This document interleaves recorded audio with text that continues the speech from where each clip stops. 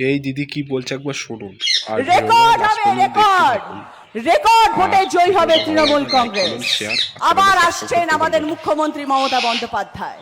তৃণমূল কংগ্রেস যা বলে তারা অক্ষরে অক্ষরে পালন করে। যেখানে আপনারা রচনা বন্দ্যোপাধ্যায়কে চাইবেন সেখানে আপনারা আমাকে পাবেন।